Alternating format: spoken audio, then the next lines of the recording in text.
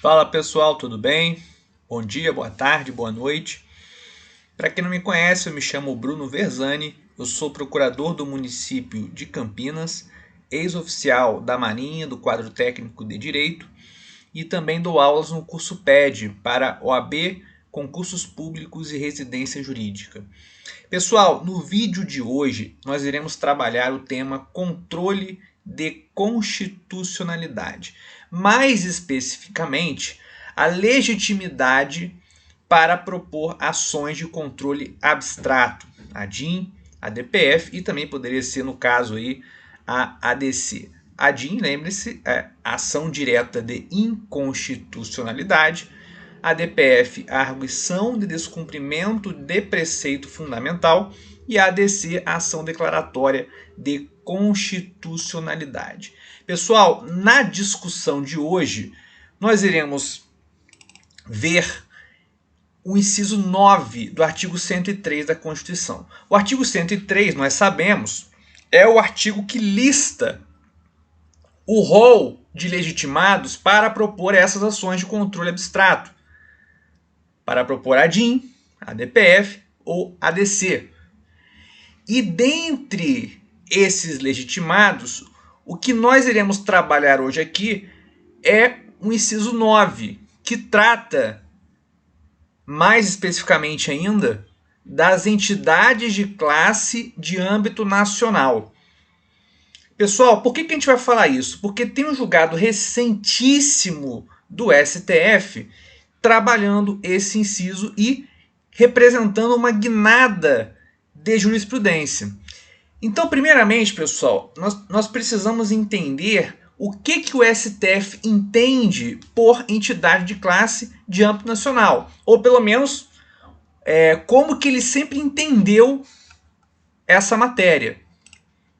E a jurisprudência clássica do STF, pelo menos amplamente majoritária, é no sentido de que essa entidade de classe ela deve estar relacionada ao exercício de uma mesma atividade econômica ou profissional. Nesse sentido, o próprio STF, na DIN 894, ele entendeu que a União Nacional dos Estudantes, ela não teria legitimidade para propor uma ADI. Então, a uma congregação de estudantes, ela não teria legitimidade ativa para propor uma ADI.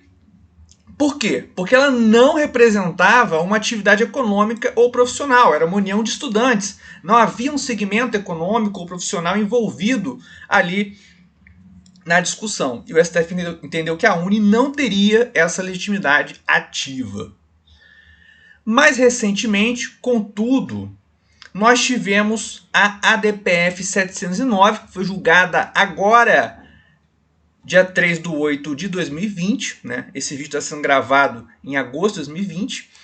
E nessa ADPF, em sede de medida cautelar, relatoria ministro Barroso, o STF entendeu que a APIB, a Articulação dos Povos Indígenas do Brasil, ela teria sim legitimidade para propor uma ação de controle abstrato, no caso, uma DPF. Mas, Verzani, como assim? Como assim? Você não disse que o STF entendia que seria necessário que essas entidades representassem uma atividade econômica ou profissional? Sim, era esse o entendimento amplamente majoritário do STF. Contudo, a partir desse julgado, podemos dizer que há uma guinada de jurisprudência e o STF passa a entender de forma ampliativa acerca desse inciso, do inciso 9 do artigo 103. Só fazendo um parêntese, pessoal, não se esqueçam que esse inciso 9 ele traz aí um legitimado especial. Então, entender que a PIB tem legitimidade para propor a DIN, não é dizer que ela pode propor qualquer ADIM. Por ser um legitimado especial, a entidade de classe ela tem que demonstrar pertinência temática com o objeto da ação. No caso, havia pertinência temática, era uma ação, era uma DPF que envolvia a questão do genocídio dos povos indígenas em relação ao coronavírus, a falta de adoção de medidas para combater o Covid-19, o avanço do Covid-19 na população indígena. Então o STF entendeu que havia pertinência temática e, mais do que isso, entendeu que uma entidade que articulasse os povos indígenas, ainda que não envolvesse uma atividade econômica ou profissional, ela teria legitimidade para propor a ação de controle abstrato. Eu destaquei aqui para vocês alguns trechos da decisão, não vou ficar lendo tudo aqui, mas pausem o vídeo para não ficar enfadonho, né? Deem uma pausa no vídeo e leiam. Leiam esse trecho que eu destaquei para vocês. Mas basicamente o ministro Barroso, ele inicia o julgado criticando o entendimento anterior do STF, que era um entendimento defensivo. Ele negava a essas entidades a legitimidade para propor a DIN, a DC, a DPF, ações de controle abstrato. Então, ele critica esse entendimento defensivo, essa jurisprudência defensiva do STF, e começa ali a defender um entendimento ampliativo acerca do conceito de entidade de classe de âmbito nacional.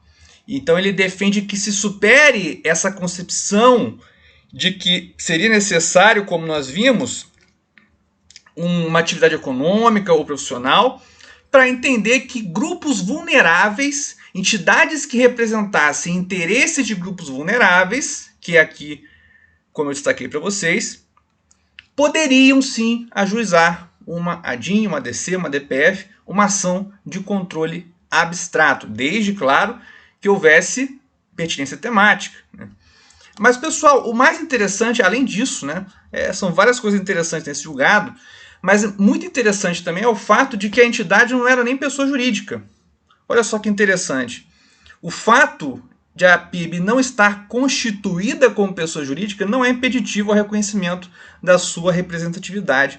Então, o ministro Barroso ele teve um entendimento bem ampliativo, no sentido de que seria possível a PIB ser legitimada ativa com base no inciso 9 do 103, mesmo que ela não fosse uma pessoa jurídica regularmente constituída, porque ali, excepcionalmente, eram envolvidos direitos indígenas, que poderiam se organizar para defender seus direitos, né? Inclusive, você tem um capítulo próprio na Constituição para os indígenas.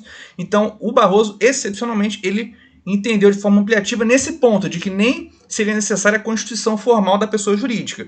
Mas, no que tange ao aspecto geral de você interpretar ampliativamente o inciso 9 para entender que não apenas entidades que congreguem setores econômicos ou profissionais teriam legitimidade, mas também entidades que defendam grupos vulneráveis, esse ponto, eu acho que isso vai ser uma guinada na jurisprudência. Acho que o STF vai começar a entender que outras entidades que não representem categoria econômica ou profissional, elas também poderão ajuizar ações de controle abstrato.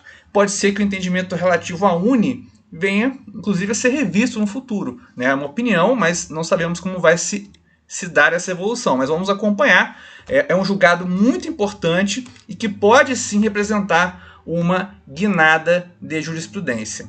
Pessoal, para aprofundar, recomendo a leitura do artigo do professor Daniel Sarmento no site do Jota, né?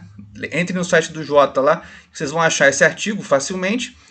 A jurisdição constitucional e o empoderamento dos excluídos. Um artigo bem interessante do professor Sarmento, em que ele comenta esse julgado, essa DPF, e trata justamente da questão da legitimidade das entidades que defendam grupos excluídos para ajuizar ações de controle abstrato. Inclusive, ele cita experiências do laboratório da Clínica de Direitos Fundamentais da UERJ, muito interessante essa experiência, né? Deixo até meus parabéns aí para quem trabalha nesse sentido, porque é uma experiência muito interessante, é bem legal o trabalho que eles fazem, então vale a pena a leitura para vocês se aprofundarem. Beleza, pessoal? Então, sigam lá no Instagram, @prof.verzani, sigam também @cursoped para acompanhar novos vídeos e inscrevam-se no canal, claro, né? E qualquer dúvida, estamos aí para acompanhar vocês. Beleza, pessoal? Fiquem atentos. É isso aí. Tamo junto. Até mais.